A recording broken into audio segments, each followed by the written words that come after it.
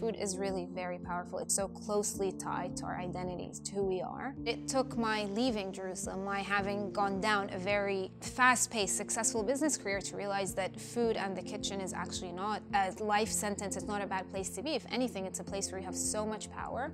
These are my family's recipes. These are our stories, but taken together as a whole, they're the story of every Palestinian family.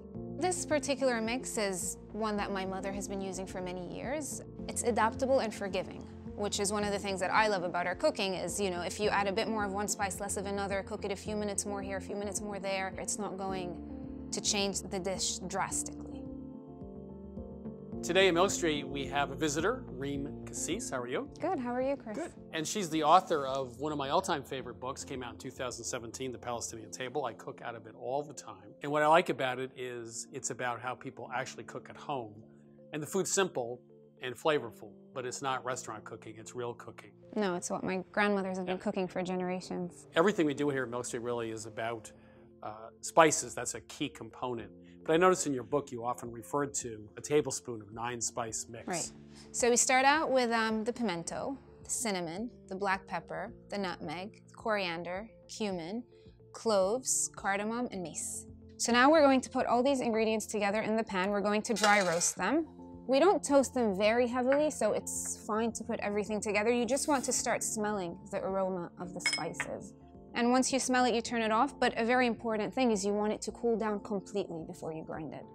If it doesn't cool down, you'll end up with a paste rather than a powder. So that's just the biggest thing. So the spices have cooled now, and we've moved a portion of them into this grinder. And now I'm just going to grind it into a fine powder.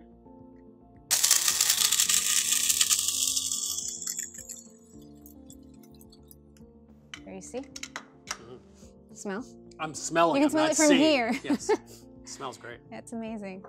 So then you can put this in a jar and it'll last you for a good couple of weeks. I mean, it'll last longer, but it never lasts more than a week or two in my house. Yeah.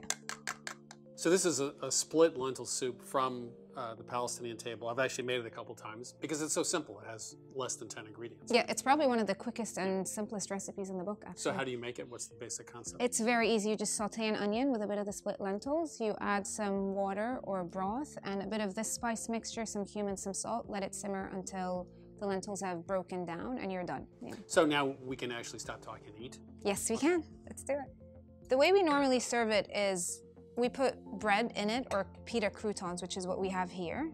And then you can squeeze some lemon on top of it if you like. And normally what we do is we just, in between bites, we take bites of green chilies, radishes, onions, or spring onions, whatever you like. And you can squeeze some lemon on it if you like. Just.